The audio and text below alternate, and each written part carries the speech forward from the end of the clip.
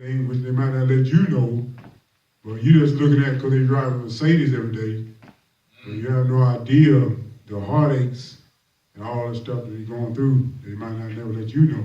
But you're just looking at because they got a big house and all this, but you don't know the heartaches and troubles and stuff that they going through. Yes, sir. Ain't nobody exempt.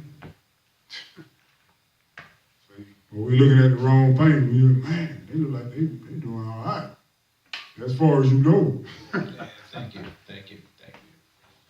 That's it.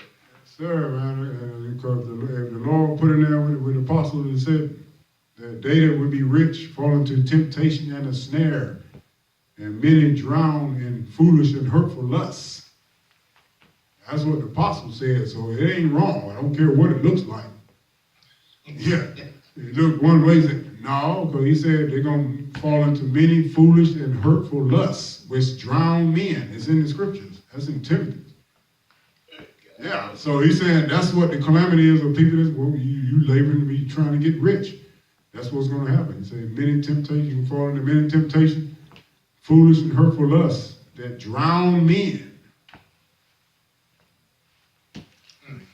So when we look at it in the light of what the Lord is, I don't care what it looks like, but the Lord done told you. There's trouble behind that. It don't look like it, but it's trouble. And we can be rest. That's what I said. I believe in one Psalm, I can't think of it right off, but one of the Psalms, he said that he almost stumbled. His foot was nigh to slipping, until he saw, what the Lord said as far as what's going to happen to the wicked. But he said it didn't look that way at first. It looked like they was getting over. So his foot, because you looking at somebody else, you almost giving it a trip up. Because you said, man, it don't look like nothing happened to them. And the Lord done said, this is what's going to go down. I don't care what it looks like or how long it may take.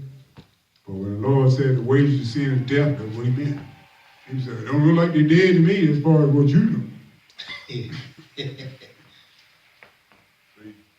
And that's what we're saying. We can rest assured in what the Lord said. A lot of times, I know we go through stuff every day, everybody.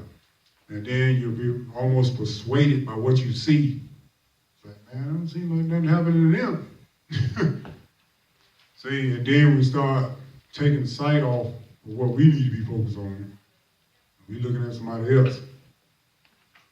Because, like I said, this stuff, nothing happens overnight. People don't fall overnight, so to speak. You might acquire some things in this life.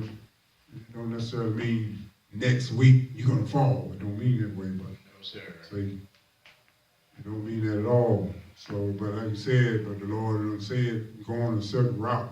Just like Solomon said, there's a way that seems right, but the end is destruction. If it seems, what's wrong with that?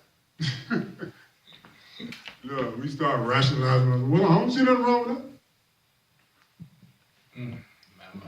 But we're going to hold off right there. But we didn't get into anything heavy today, but we're running a little short for time. But we thank the Lord for what's been recorded. We can examine anytime we get ready.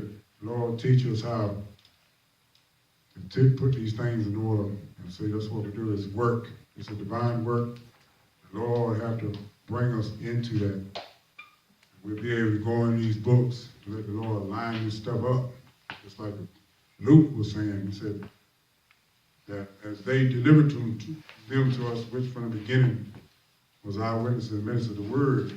And he said in verse 3, he said, it seemed good to me also, having had perfect understanding of all things from the very first, to write unto thee in order, O most excellent Theophilus.